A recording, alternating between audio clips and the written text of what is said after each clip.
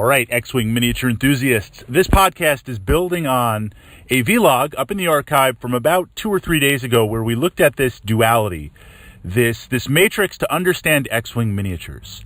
And on the one side, I'm just going to summarize it a little bit because I believe it's an important foundation to this vlog, but certainly go back in the archives and I've put it in the playlist, X-Wing Miniatures Tactics. X-Wing has list building. You select your ship, you select your cards, you have your upgrades. As long as those are in effect, your ship is operating. And for many of us, that is most of the focus of the game. And this is the language that we can communicate. Fritz, is my squadron any good? Well, what do you have in there? What ships are you taking? What cards are you playing? What upgrades, what droids do you have? All that type of stuff. But there is a separate side of it. The pilot skill, literally you as a pilot, you literally pushing your ships around on the table and spinning the dials and rolling the dice and things like that, where that is the fine line that separates winners from champions. Because champions who play X-Wing miniatures, and I don't say that in kind of a negative way, this is a wargaming skill. This is a skill that one has to build in X-Wing and certainly all war games, but X-Wing is very, very deceptive. Now, this is coming from a person that enjoys X-Wing tremendously, Star Trek Attack Wing, Judge Dredd Miniatures, Battletech, Chain of Command, Warhammer 40,000, a lot of various wargaming systems. But X-Wing is deceptive because it is so fluid, it is so easy to pick up. I mean, you move a few times and roll some dice and you understand the mechanics of the game.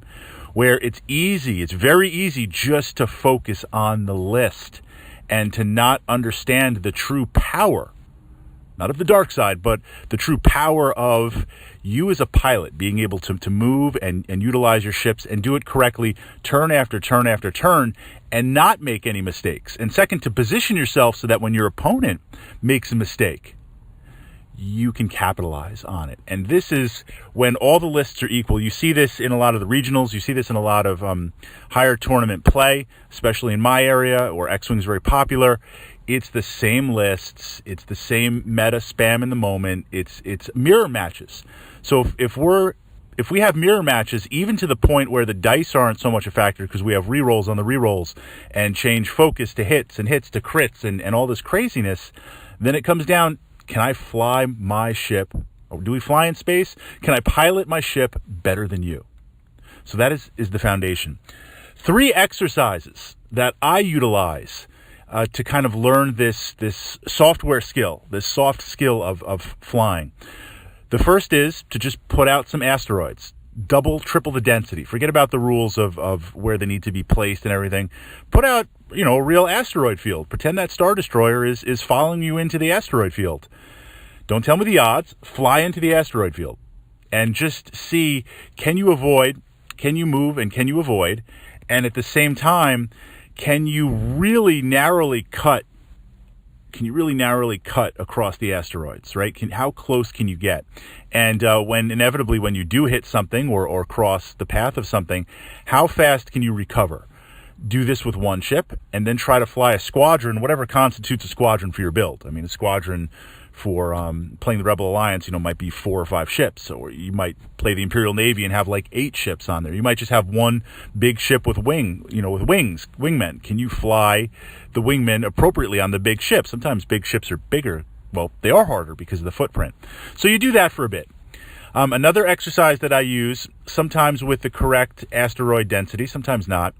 I get a ship. It almost really doesn't matter what. It's more of the base size that's important. So I'll take an A-wing. We'll just call it a drone, right? Take some sort of ship and have it fly. Put it on the gaming table and it'll have it fly in a circle. Whether that's a 3-bank or whatever, it doesn't really matter. I don't need the card. I don't have to worry about how many hull or shield. It's just going to literally fly in a circle. And then I position my squadron or my ships on an angle corner or in the middle there, and I see how fast can I course correct. So when this thing banks and flies to the side and I move past it, how fast can I correct to get back on lock, get it back in my firing arc? So having it move just in a circle constantly, how quickly can I follow it And as soon as I can, then I reposition. So maybe I take my ship and I put it on the lower left corner on a diagonal facing it. Then we have the ship flying in a circle. How fast can I move up there and turn into it and anticipate? Not the best at flying against a real opponent, but two really simple things to begin to develop the awareness. The third piece, and this goes into tournament prep, it's not so much solo, but it's definitive. And can you get an X-Wing buddy to do it? I would say you would need someone more tournament or competitive play minded, because you're going to be burning a few hours doing this. But this is really a good thing that I use when I'm preparing for tournaments. Turn one, nothing happens, right? I mean, you set your ships up, you move forward. Turn one, I would set my ships up one in, set your ships one in, and we'll play 2 or 3 rounds of the game, or turns, whatever we want to call it. And I see immediately, how fast can I pounce upon you, how fast can I start shooting at you, and how fast can I stay on you. So turn one better be I'm pouncing and shooting, whether I'm trying to evade or whether I'm trying to play the joust. Turn two, how can I acquire and stay on you with some of my ships, and those that I can't for whatever reason, they have one more turn to bank, to turn, to flip, to roll, to whatever they have to do to get back on target. And I define on target meaning preferably you are in my firing arc, preferably rear. I have the rear of your ship, or preferably I'm engaging you in my firing arc, but you're not. I'm not in yours. Primary or definitely not primary. Secondary if it's a turret, I can't help it. Or secondary, rear or sides on there. 3 turns. That's it. 3 turns. Then reset. Go again. Turn 1, move. I pounce. Turn 2, can I stay on top of you? Turn 3, can I reacquire what I've lost? Play that out. Reset. Go again. So essentially, you're training yourself really fast, really definitively to do this.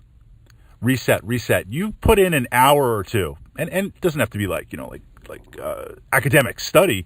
Just kind of have some fun, put on some Star Wars music, explore different builds, see what you can do. Doing this, playing against an opponent in this way, will get you good really, really fast. It is also important, and this will lead into the next podcast, which I'll post in a little bit. You need to be hyper-aggressive. And I define hyper-aggressive not as you being a jerk player and disrespecting your opponent, but realizing at the beginning of the game, your squadron is at its most powerful. You have not started taking any damage. All of your abilities are up. If you have consumables with missiles or torpedoes or bombs, they're up. They're ready to go.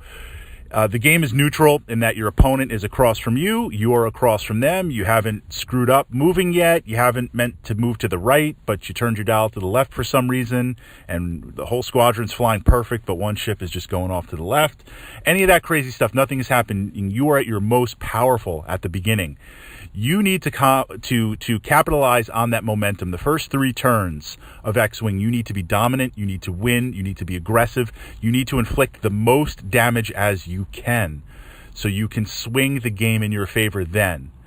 Look at what we would define as elite players. Look at those that really have mastered X-Wing. You will see this matrix behind there. That is what we want to cultivate ultimately, and it goes in understanding the rules, which was kind of part 1, pilot skill, hardware versus software, playing that way, list building. Part 2, developing the skills to do it, the tech, the talent, and then part 3, these little things that separate players from champions and champions from winners. Because again, at the end, everyone has the mirror list. Everyone has the ultimate hotness, whatever the meta is in the moment that Fantasy Flight is pushing you out to buy these ships. And everyone has the ability to change, misses and focus into hits and hits into crits. So it's going to come down to skill and leveraging it. All right, enough of a pep talk there, but an excellent vlog to push up to the archives. And underneath this video is a link to my blog where I go into some of these X-Wing concepts in greater accuracy and with some illustrations, and I complement my YouTube channel with that very, very well to give both sides of that medium in capturing it.